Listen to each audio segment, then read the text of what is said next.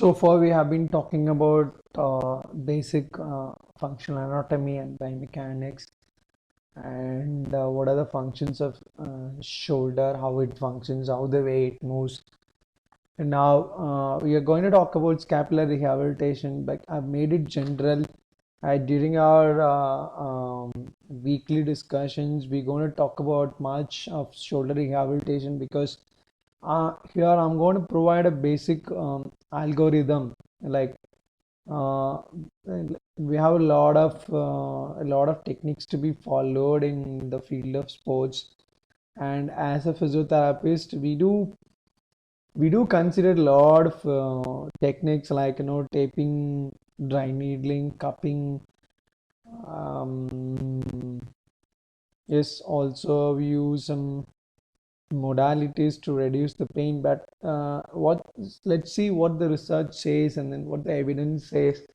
So when you talk about scapular rehabilitations, like so Kibler et al. In the year of 2013, the consensus statement from Scapular Summit, what they have disclosed is scapular dyskinesis is present in high percentage of most shoulder injuries, one, and then the exact role of the dyskinesis in creating or exacerbating shoulder dysfunction is not clearly defined. And the shoulder impingement symptoms are particularly affected by scapular dyskinesis. So, like, make sure there is a relationship between shoulder impingement and dyskinesis. So, by evaluating the scapular dyskinesis, the treatment strategies for shoulder injury can be more effectively implemented among the patients with shoulder injuries. And then a reliable observational clinical evaluation method for dyskinesis is available. And then, so what is the purpose of doing rehabilitation? To restore the scapular position and movement can be effective within a more comprehensive shoulder rehabilitation program. And then the slide illustrates that we have a scapular rehabilitation algorithm being described by Ellie, Becker, and Cools in the year of 2010. So they've divided into like two categories. One is the shoulder pain is lack of shoulder pain is due to lack of soft tissue flexibility, and then the pain or no dysfunction is due to lack of muscle performance. So when you talk about lack of soft tissue flexibility, what happens when there is a lack of soft tissue flexibility? So the soft tissue flexibility can be from scapular muscles or the muscles which originate or which surrounds the glenohumeral, or could be a capsular. So what are the scapular muscles possibly go for a lack of flexibility? So especially the PIC minor, it has got origin from 3, 4, and 5th rib, and then has got inserted into the coracoid process. So like which when it become tightened, like the patient usually have anterior translation of the humerus because it pulls the head of the humerus. And then levator scapulae, yes. So since it's been originating from C1 and C2, and then inserting into the medial border of the upper lip of the scapula, so it elevates the scapula and rhomboids. When you talk about glenohumeral muscles, it's the posterior capsule, infraspinatus, and latissimus dorsi. So if you really find that that's really because of the soft tissue flexibility, then you can go ahead and stretch and then mobilize. So which also includes a manual stretching, like you can educate stretching to be done at home, and then soft tissue techniques like MFR and manual mobilizations like accessory movements, and then mobilization with MWM by Mulligan. And then if it is due to lack of muscle performance, like why there is a lack of muscle performance, so what happens? Either the patient must have lost the motor control, or they must have lost the muscle strength of a muscle. So in order to attain a muscle control, like always we need to start off the co-contractions and the force capillary educations. If it is muscle strength issue related, then possibly from lower and middle trap and then serratus anterior. So if you found that there is a lack of co-contractions and there is a discrepancy in the force couple, like we have to educate neuromuscular coordinations, and then it'll facilitate the conscious muscle control, and then from where, like, so you can increase the program in advancing control during basic activities, then from the basic activities, and then during specific moments. But when you talk about strength training, is like, again, we'll have the same principle, like, conscious on muscle control, followed by which balance ratio, we have to look for the balance ratio, and then finally you can concentrate more on improving the strength and endurance of a muscle. So usually, what happens, like, how do we manage the rotator cuff problems? Yes, like, so when you, as discussed by Tassi John in the year of 2012, so the rotator cuff tears are considered to be one of the most common cause for pain and disability in the upper extremity. So these rotator cuff tears are increasingly being treated with arthroscopic surgical procedures. So when you talk about the incidence of rotator cuff tears increases with the age, with the full thickness. Rotator cuff tears present approximately 35% of individuals in their 60s and more than 50% of those in their 80s, while surgery is considered as an effective treatment.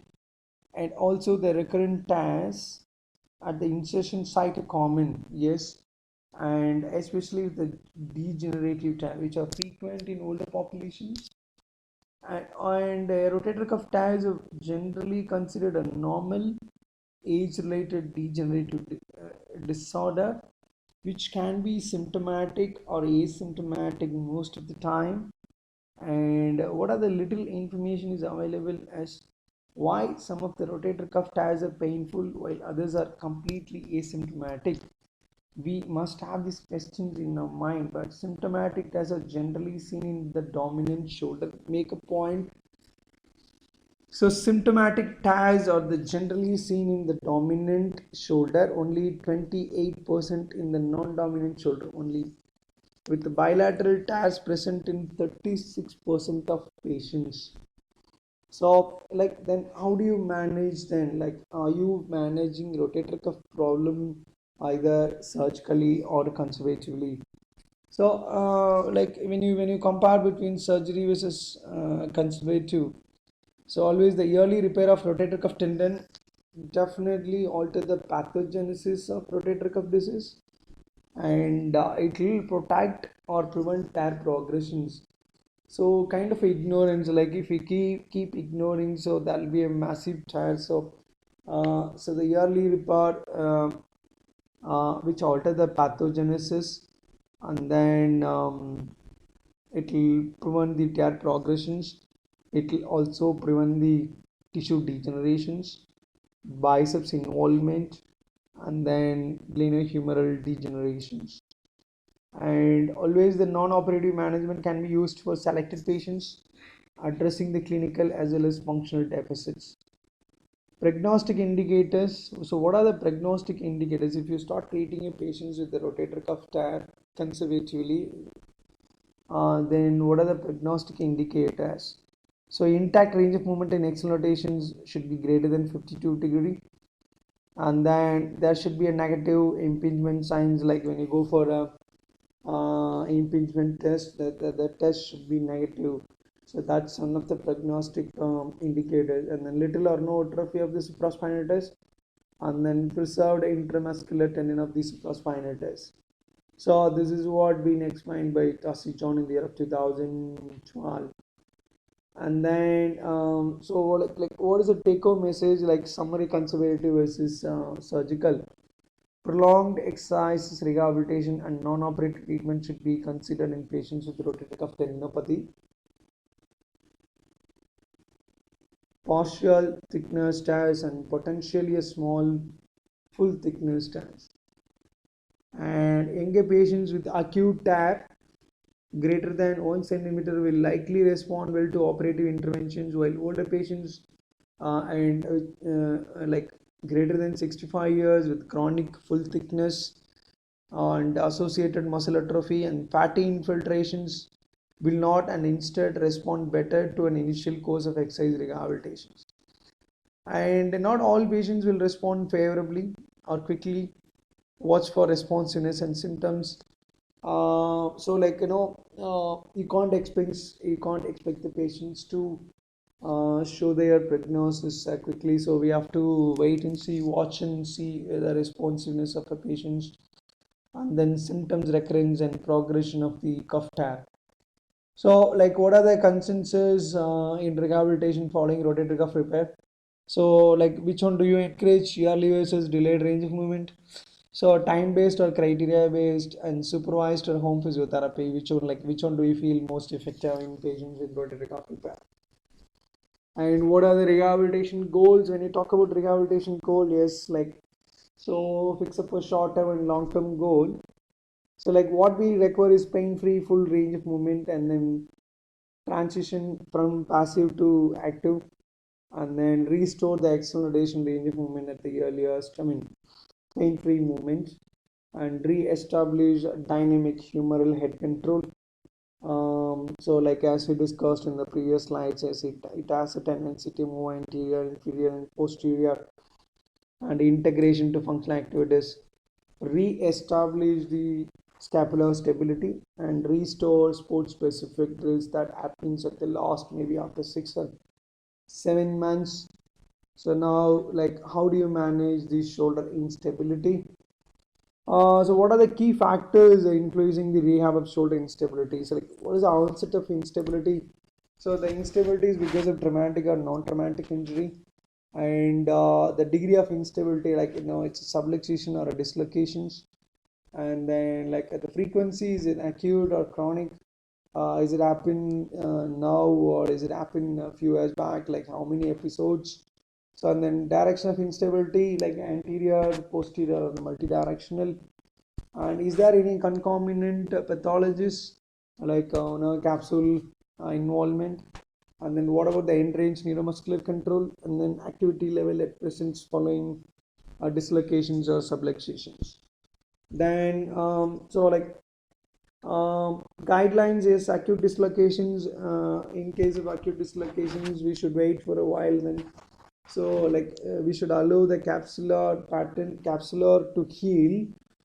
And if it is a multidirectional, so basically we need to enhance a more neuromuscular control, and possibly avoid stretching.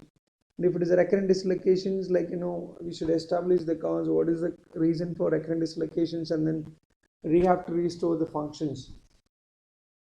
And post-surgical rehabilitation is like to match the surgical procedures, like Bankart arthroscopic Bankart repair, Bankart plus remiplacage, and bipolar stabilizations, or inferior capsular shift, a Latajet procedure.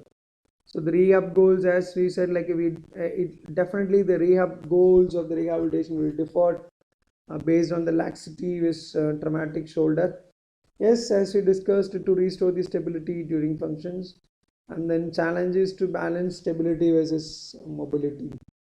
So the management of shoulder stiffness, yes, the causes is unknown, idiopathic, and traumatic, possibly the post-surgical. And what are the diagnostic criteria? If it is a frozen shoulder syndrome, previous history, just check with the previous history. If there is no previous history, or check for surgery or any global shoulder stiffness.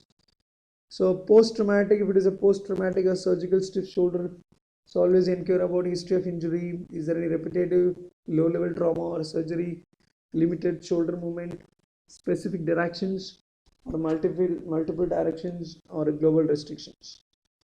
So usually, what happens to the shoulder, stiff shoulder? So loss of movement may secondary to contraction of the capsule, ligament, or motor unit, or additions or contractions to the scapulothoracic joint, or combination of these factors.